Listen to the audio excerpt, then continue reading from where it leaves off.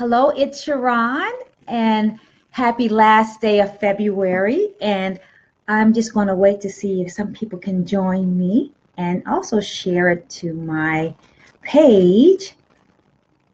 Hope you can join me. Try to share it. Hey, Wendy, and Dana. Hello, and Stacy and San. Well, I guess I get started. Again, hi, my name is Sharon Jameson, and I am the CEO and founder of the Jameson Group.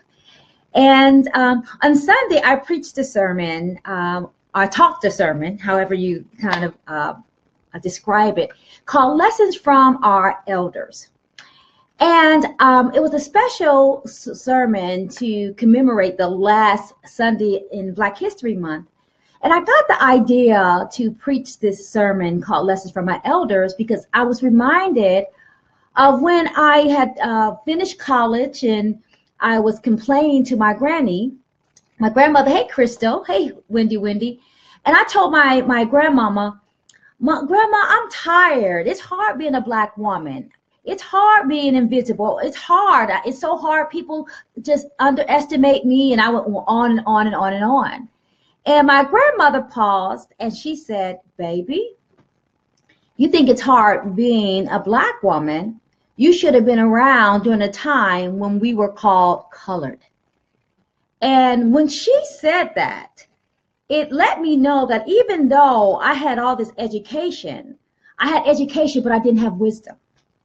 And education is just information, but wisdom is knowing what to do with the information that you have. And I think we get those confused because education and information is man-made, but wisdom is spiritual. It comes from God. So I had education, but I didn't have wisdom. And I started this thinking about that scenario, about what it meant for my elders to be called colored and all of the challenges that they had faced with segregation and Jim Crow and lynching, and understanding that my grandmother was just only 2 to 3 generations removed from slavery, that they had this incredible amount of wisdom that we need today. Because when we look at the world, we see all types of trauma, and all of us are affected by this individual, but this also collective trauma, and the trauma is just accumulating. Hey, Lisa. But what you'll find is that everybody's looking everywhere else for answers. They're searching here and searching there, new age gurus. Everybody is searching for answers because everybody is experiencing this collective trauma, but we're not asking people that are right next to us called our elders. Because our elders have experienced more adversity and agony and, like I said, discrimination and segregation and lynching, Jim Crow. They have been dehumanized. They have existed, experienced, and endured so much tragedy and despair, but we're not talking to our elders. And I said, you know what? I'm going to do a sermon that called Lessons from My Elders, because just like the Israelites were surrounded by this group of witnesses, we are, as Black people, surrounded by this group of witnesses called our elders, who endured some of the most atrocities that no other human being other human beings have endured. So I'm going to share 4 lessons that I learned. Hey, Don, Shawana, and Lisa, and Lucky, 4 lessons that I shared that I think that are relevant when we think about all of the challenges that we have today, because our elders have wisdom. They don't have knowledge, they have wisdom. And wisdom comes from God, but wisdom also comes from life experiences that a lot of us don't have, right?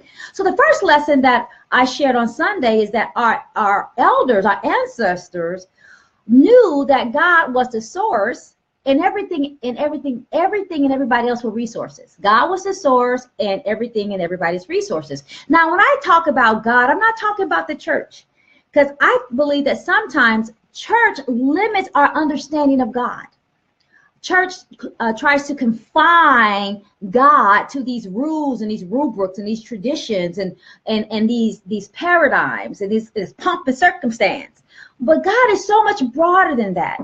And I shared on Sunday that our understanding of our ancestors' understanding of God what was bigger. It was not just name it, claim it, call it, haul it, blab it, grab it, all this prosperity gospel that's promoted and professed as religion today. They had that mountain moving, devil defying, supernatural type of faith. In fact, that's one of the reasons why that Harriet Tubman was able, as a woman, to go back to the South 19 times to free 300 slaves, because she had that faith that fueled her, that faith that gave her power, that faith that gave her courage. It's a different type of faith, because faith was not just a Sunday event to our ancestors. It was a lifestyle. They had nothing else, but they realized that's all they needed. They had this faith. And I also gave an example of Frederick Douglass Sunday during my sermon. Hey, Sheila and Tanya, because we hear all these wonderful things about Frederick Douglass, but we hear about him and all his accolades after he was out of slavery. We don't hear that he was born. When he was born, he was taken away from his mother and had to live with his grandmother. Then his grandmother, he was taken away from his grandmother when he was 6. His mother died when he was 10. He was shipped around to different families. He tried to escape twice before he was able to finally escape slavery. And so what kept Frederick Douglass in that midst of that adversity, atrocity, was faith. And so I wonder if we are walking in our faith like our ancestors did, because our ancestors had that forward-moving faith. For example, even though most people couldn't read, our ancestors had enough faith to still build colleges and still build universities. And even though a lot of blacks at that time did not have finances or money, they still had the wherewithal, that faith, to build businesses and to create newspapers. And even when they were threatened with death, they still had enough faith to try to escape. They still had enough faith to congregate and to have church services. They had this devil-defying mountain-moving faith. They had a faith that we don't really see a lot. And so I think it's important, hey, Lisa and Mary, when we talk about our faith, to ask ourselves, do we have that faith of our ancestors? That faith that says, even though I don't see it now, I'm going to keep working toward it because I know it's in my future. Even though I don't have it now, I am going to persevere. I am going to keep moving. I am going to look at the obstacles as opportunities. I will not be denied. It was a different type of faith. And so as we are looking at our lives now, the question is, do we have the same type of faith as our ancestors? Because they didn't have anything else, but they had that type of faith that gave them courage, that gave them power, that gave them the ability to persevere in insurmountable odds. They had that type of faith. And the reason why that's important now, because when we look at our lives, we are going through some trials and tribulations now. But why are we not talking to our elders, our ancestors? They went through segregation. They went through KKK, which was really terrorism. They went through Jim Crow. They went through, like I said, they're only 2 or 3 generations removed from slavery. They went through all types of atrocities and adversity.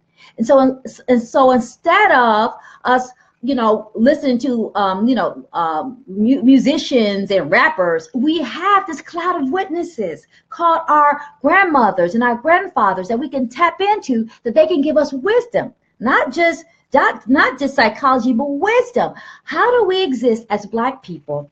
And when living in 2 different worlds, how do we use our faith to propel us forward, to catapult us to new directions? So the first thing I talked about on Sunday was that our elders understood that God was our source and everybody else was a resource. Everything else was a resource. But again, God was not confined to religion, because many times we take a big God and we try to stuff God all the way down to our denominations and our paradigms and our rubrics. And remember, God is bigger than any type of religion.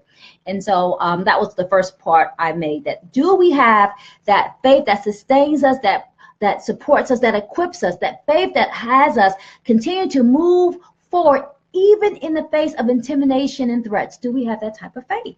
And if not, how can we incorporate our walk in that same faith as our ancestors, so that we can be just as as powerful and just as equipped so that we can do what God has called us to do. So that was the first point. The second point that I said in my sermon, it was a point that I heard from one of my old elders. And it was, he used to say, Sharon, cover your head and kill it dead. Cover your head and kill it dead. Now, as a child, I had no idea what he was talking about, right? Because I used to hear all these types of sayings. But I shared the story during my sermon of a conversation that I had with Brother Joe. He was an elderly man. And he said this. He said, daughter, it matters none if you don't have chains around your ankles. If you have chains around your head, you is a slave. And he told me that, and I was like, whoa, chains around my head, I am a slave. And it made me start questioning, was I living in bondage in any aspect of my life? And when I posed to the church on Sunday, I said, are you a slave? Do you have chains around your head called memories? Memories that keep us locked in our pain, keep us locked in powerlessness, keep us locked in self-pity, keep us locked in pathology. That's a chain. And do we have chains around our heads called negative self-images that keep us locked in low performance and keep us locked in low expectations and keep us locked in limits and labels? Or do we have chains around our heads called core values that keep us locked in cycles of poverty, in cycles of addiction, in cycles of abuse? Or do we have chains around our head called traditions and norms and stereotypes? Do we have those chains wrapped around our heads that make us slaves? And I think that's a question we have to ask all of ourselves, because anything that prevents you from being what God has called you to be is a chain. And so we have to ask ourselves, do we have chains around our heads that prevent us from being all that we have been called to be and prevent us from doing all that we have been called to do? Chains. And also, some of us have chains around our hearts. But I'm not going to talk about that because we don't have time to talk about that. That's a different sermon. But I did talk about chains. Now, let's look at that a little further, because I talked a little bit about that differently in church. Not only do we have chains, our individual chains around our heads that impede our progress, we also have collectively, as a Black people, chains around our heads called a chain of distrust. In that chain of distrust that we have for each other prevents us from working together as a community. And that's why all of our inability to work together has destabilized our communities, our churches, our Black institutions, our organizations, because we have this chain of distrust that was passed down from slavery that has us looking at each other with suspicion. And that's why sometimes we don't trust people who look like us, right? We don't trust other people who look like us because we have chains collectively around our heads. And if we can continue to have chains around our heads as a people, we will never be able to work together to build and fortify and stabilize our own communities and our own churches and our own institutions, because we have chains. We have chains that prevent us from working together as a team. But if we are clear, we understand that's a chain that we passed down from slavery. I also call it, I didn't talk about this Sunday at church, I call it the plantation pathology. And plantation pathology is when we were pitted against each other when we were slaves, and some of us carry that same pathological way when we interact with each other. And that's why we don't treat each other nice. Many times I go to a restaurant and I will see a waitress wait on a white couple, and they treat them all nice and treat them all kind and come to me, can I help you please? That's all that what I call plantation pathology, that because they hate themselves, so of course they don't want to serve me, but that's all rooted in the chains around our heads. And then I talked a little bit about when we have chains around our heads, it affects our ability to have clarity. Now, that is really, really key. Now, let's talk about that. When we don't have clarity because we have a chain around our head squeezing us to death, it impacts our ability to be strategic. And what I did talk about is that I used an example in church. Hey, Don and Lisa and Crystal, about the Underground Railroad. The Underground Railroad was a strategic, calculated network that helped people escape from slavery. Now, we were mad, right? Nobody was happy about slavery, but what our ancestors taught us is that you can never advance in the midst of anger, uncontrolled anger, because rage ruins your ability to think. And as Black people, sometimes we keep fighting mental issues, we keep fighting mental problems, mental issues, intellectual issues with emotional experiences. And when we become emotional, we lose our ability to be strategic. And so when we lose our heads, we start making bad decisions. For example, one of the bad decisions is I get angry, so I'm gonna blow up the stores and loot the stores in my own neighborhood. Now we are in a community with no stores. Now your grandmama who don't have a car, she can't get her medicine at Walgreens because people have blown it up. And now we have to, our grandparents have to go across the town because we are making decisions out of our anger versus pausing, collecting our thoughts, and being strategic.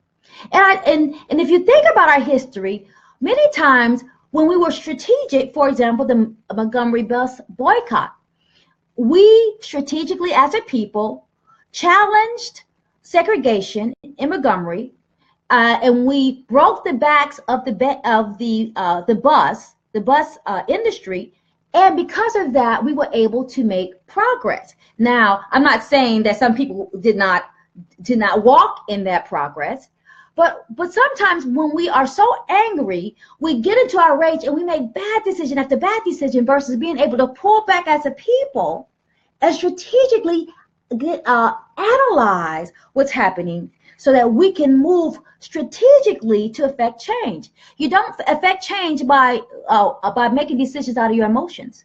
And we see a lot of that right now in our communities. People are just upset and they're doing all types of stuff without saying strategically, how can I impact change? And how can I gather together with like-minded people and strategize to take a system down financially, economically, politically? So I talked about when we are in this place of a chain around our heads, not only do we not have good understanding, but we don't have good strategy. And so I talked about, that saying, cover your head and kill every bad thought dead, talks about the impact of change. And anytime you have a chain around your head, you are in bondage, you are in confinement, you are being suffocated. Your ability to mentally process information is being shortchanged or short-circuited. So I talked about that at church. And so that was the second part. The third point I made at church, the first one was God is our source. The second one is cover your head and kill every bad thought dead. Remember, cover our head because our head symbolizes leadership. Our head symbolizes direction. So we have to make sure that we cover our head so we are not bombarded by the conditioning of society that says that we are not smart enough, we're not strong enough, we're dumb, we're subpar, we're inadequate. All of the other negative things that society tries to tell us as Black people. And if you have time, there's a book that I would recommend it called The Post-Traumatic Slave Syndrome.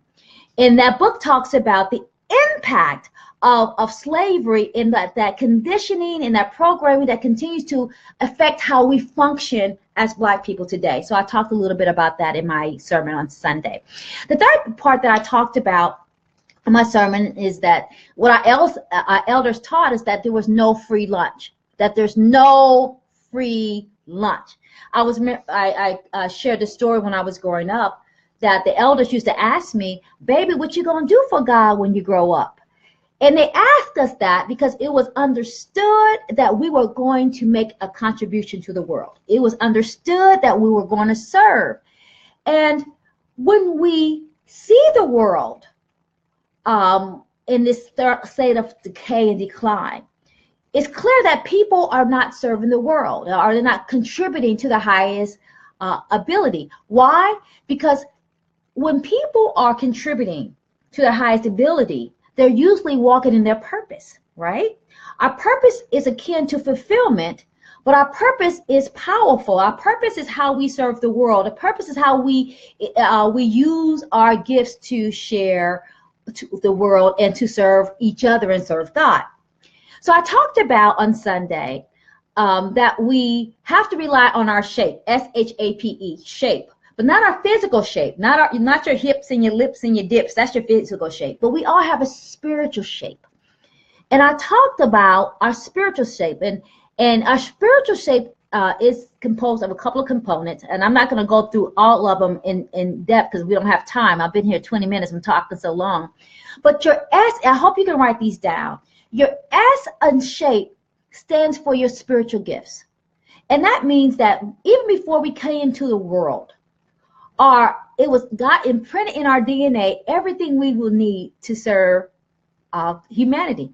It's our spiritual gifts. So we all have these spiritual gifts that we all are equipped, which means that we came to the world formed and fashioned for a specific function. I'm going to say that again. All of us came to the world formed and fashioned for a specific function. We all have a spiritual gifting for us to serve. So S is spiritual gifts. The H is for our heart, meaning that you will understand your purpose. Our clue to your purpose is what grips your heart, what makes you happy or what makes you sad, what makes something that you have an affinity for or something that you have an aversion against. And when we understand what our passion is and work based on what makes our heart sing, we will be happier in life, which means that we will serve people from a place of abundance. Now, what makes our heart sing might be in painting. If that makes your heart sing, are you doing something with painting? Maybe something makes you sad is injustice. Are you doing something around injustice? So our H is for our heart, which is for our heart.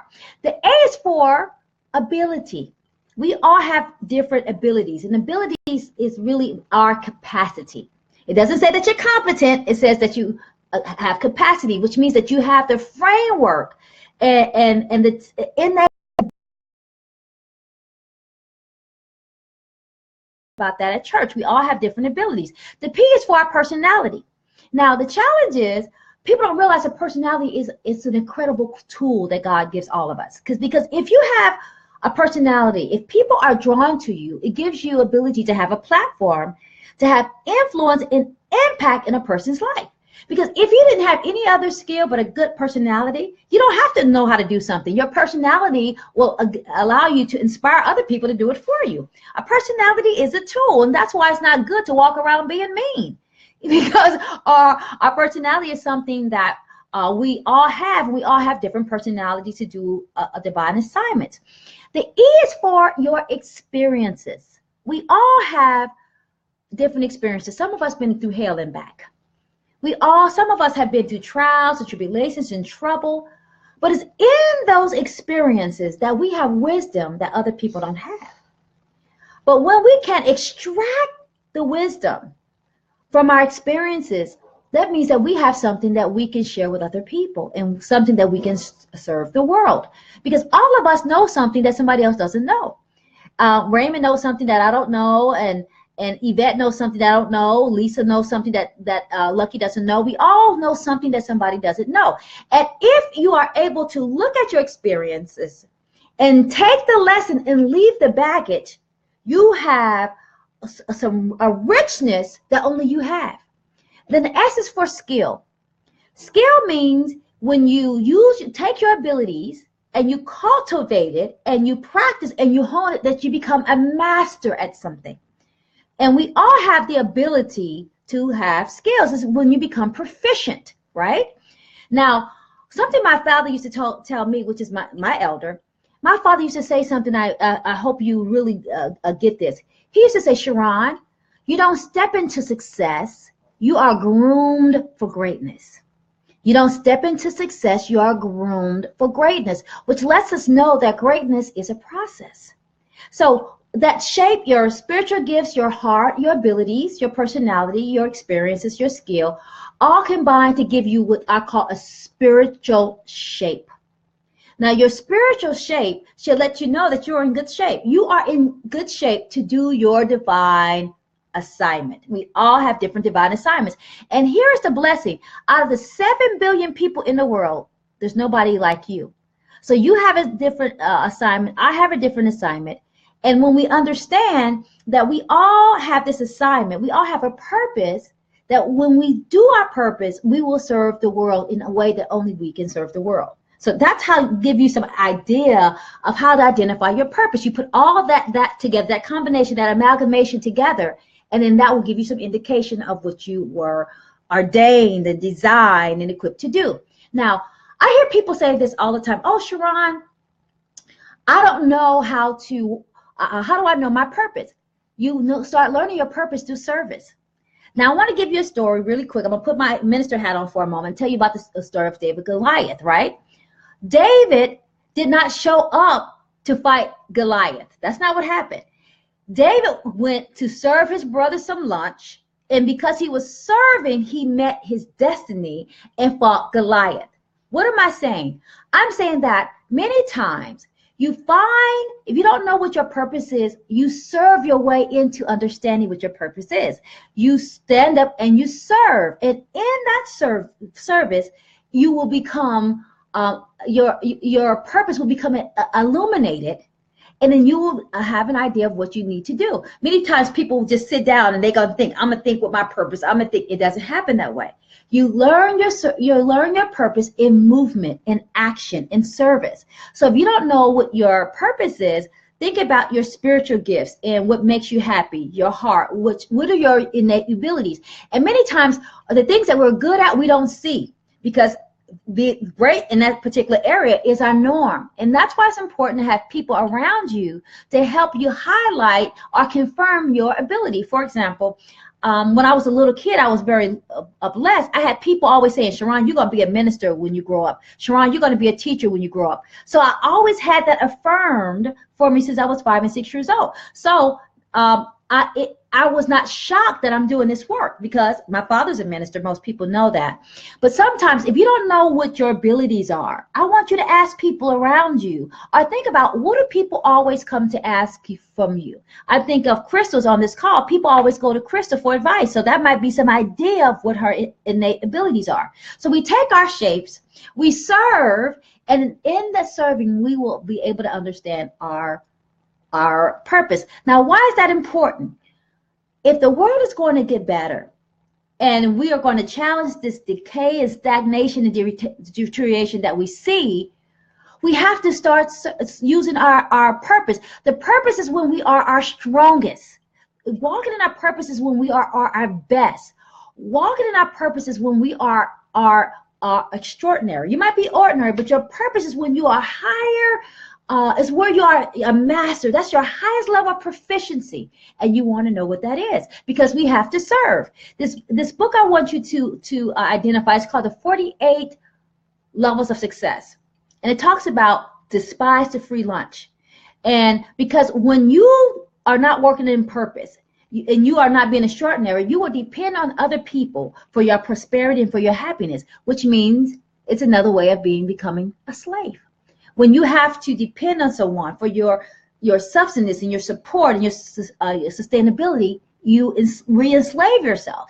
But when you are operating out of you know your purpose, and you know that's where your strong suit is, it gives you a different level of confidence, because you're like, you know what, I'm good. The gift is not at the place. The gift is in me, and everywhere I go, I'm gifted if I'm operating in my purpose. Remember, purpose is akin to your fulfillment. So that's the third thing. The last point I made at Sunday, and I'm not really doing it justice, I talked about, the last point I made is something my grandmother told me. When I was little, I have a sister named Shatan. We're Sharon and Shatan, and I spilled some milk, and I didn't get it up. And I told my grandmother, well, I didn't spill it. I wouldn't spill it. And my grandmother said this: even if you didn't spill it, get it up. In other words, it's not your fault, but it's your responsibility. Now, why is that important? Because if we look around the world, there's nothing but spilled milk, spilled values, spilled ethics, spilled morality. And it's everything is spilled, but guess what? It's our job to get it up. So in my sermon on Sunday, I talk about that even if it's not our fault, it's still our responsibility. Even though it's not our fault that there's not a lot of information about Black history in the regular history books, it's still our responsibility to make sure that Black kids know their Black history, not just in February, but all year long. It's our responsibility. Even though it's not our fault that we as Black people are portrayed negatively in the media, it's still our responsibility to always be a positive role model everywhere we go. And I even said, even though it's not our fault that there is financial disparity in the world, it's still our responsibility that our children know the difference between a stock and a bond and an annuity. Our children are financially illiterate. Why? Because some of us are financially illiterate. And so it's not our responsibility that we were raised with no money, but it is our responsibility to get the money and understand that money has a language, and we need to become financially literate so we can speak the language of money, because you will never have something that you don't know how to talk about. And we need to be able to talk about finances fluently, because you can't hold on something if you don't know what you're holding. And I talked about that too. I talked about that it's not our fault that a lot of people are not raised in religion, but it's our responsibility as Black people to demonstrate the all-inclusive love of God. And I mean all-inclusive love, not to let people know that everybody is welcome in this age, in God's humanity. So I talk about, yes, it's not our fault, but it is our responsibility. My grandmother said this. She said that if you're not making a difference, you're making a mess. And so what we have to ask ourselves, are we making a mess because we're not participating in the progress? Because we're responsible. We are accountable. So what? We didn't do it. We didn't spill the milk, but it's our job to clean it up as a community. And if not, we will not be in a place for our generation as Black people to be in a healthy place. If you think about our elders, even when our elders could not read, they made it their business to make sure that their children could read, their grandchildren could read, their great-grandchildren could read, and generations to come. Our elders had a different sense of collective responsibility. They knew that either we're going to soar together or we're going to sink together. But now we're in this generation of me, my. But if we don't make a shift from me to we, all of us and all of our kids and all of us, our Black children, will be impacted. Because even though our schools are not doing their part, well, it's our responsibility to see what we can do to help elevate the educational system and the political system. We don't have the luxury of sitting down as Black people. We don't have the luxury of saying it's not my fault. It is our fault. Anything that's attached to you, and if you're Black, somebody else is Black is attached to you, we have a responsibility to make things better. And so I talked about those things during my sermon on Sunday, because I believe that if we don't move toward this collective responsibility and become engaged, divided united we will grow, but divided we fall. The Bible talks about this. People perish for the lack of knowledge. But the knowledge that we need is not the knowledge that we're going to find in history books. The knowledge that we need is the knowledge that we can get from our elders, because our elders been there, done that, got the t-shirt, got the hat. Our elders survived and endured great adversity, great challenge, great agony. So there's an opportunity for check-in with our ancestors and say, give us the wisdom. Because again, we have knowledge, but we don't have wisdom. Wisdom is that God-given understanding, supernatural understanding that helps us perform to our highest level, because we have wisdom, which is from our soul, that's connected to God. And so those are the 4 things that I talked about. Hey, Sonia and Lolo and Brown on Sunday. And I talked about the lessons from my elders. And because I think that if we don't heed the lesson and understand that even if we were born in a situation, we're not bound to it. And we have to move from being only wanting financial success, because some people have financial success, but they are spiritually stunted. Some people have financial money, but they don't have spiritual maturity. And what we need is the spiritual maturity to help us navigate these perilous times that we are in. Yes, it's good to have money, but you need money and maturity. And because finances can give you buy things, because money does answer all things. But if you have finances and you're a fool, you're just going to be a fool with money versus a fool with wisdom.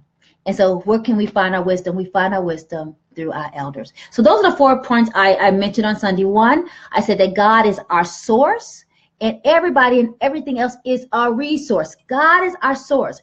And when we look at how God played a role in our elders, God was a sense of courage, sense of faith. It was a sense of fearlessness. It's a sense of equipped.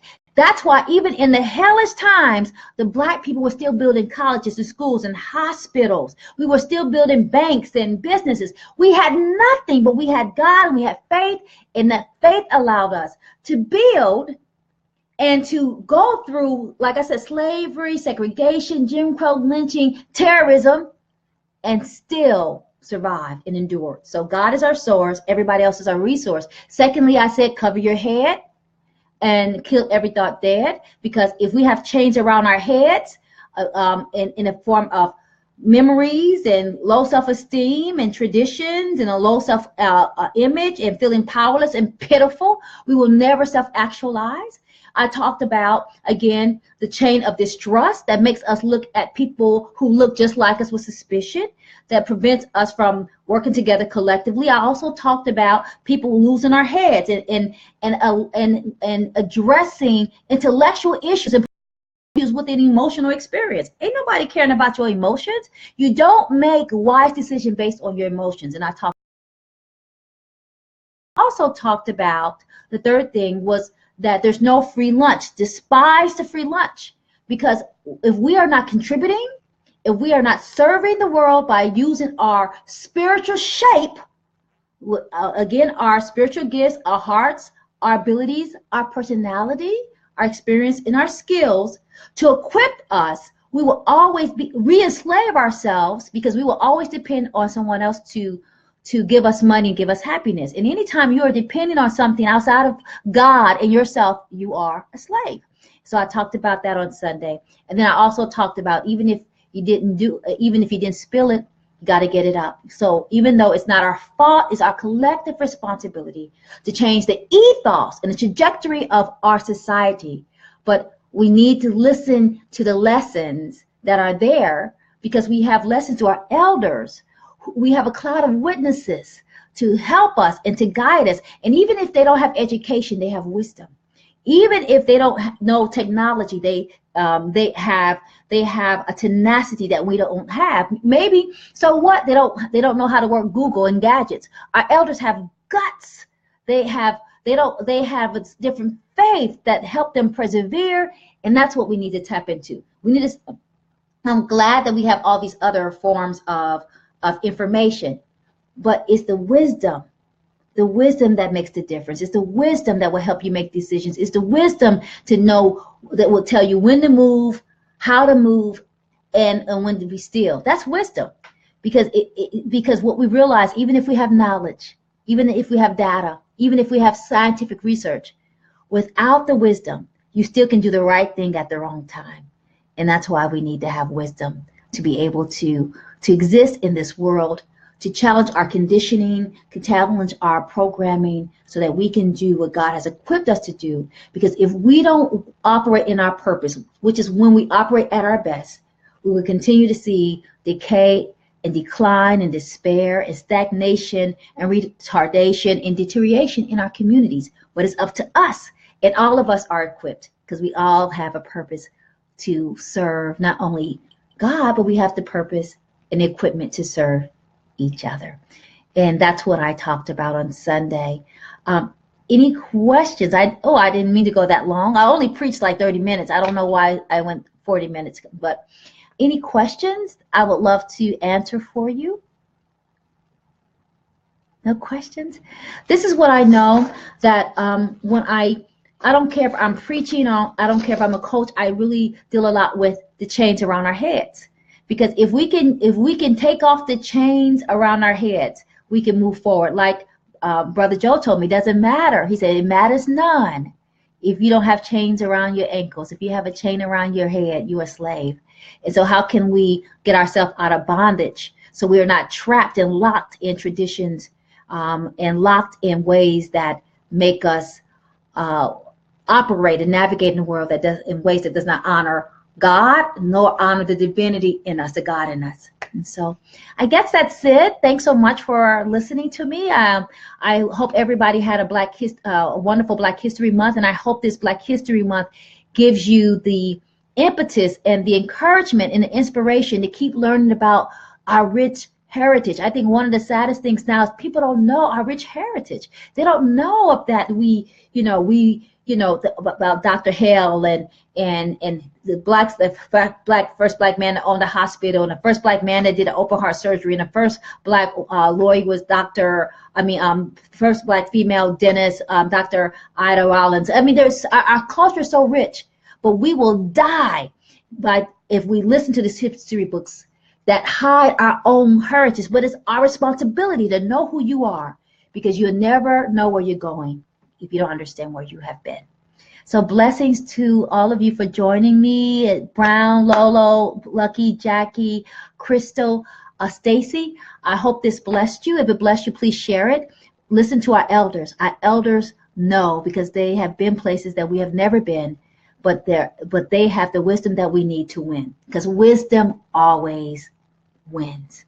Just know that you can never move to effective servanthood if you are stuck in victimhood, and none of us are victims. We are conquerors. We're more than conquerors, and we are victorious. So thanks again. Blessings to you always. And if you have any questions, just put them back in the thread, and I'll come back and look at it. And if you're interested in any of my coaching programs, I deal a lot with the chains, because if we can move in our mind, we can move in our life. Because you can't do a new thing with the old reality. You can't have a new move with an old mindset.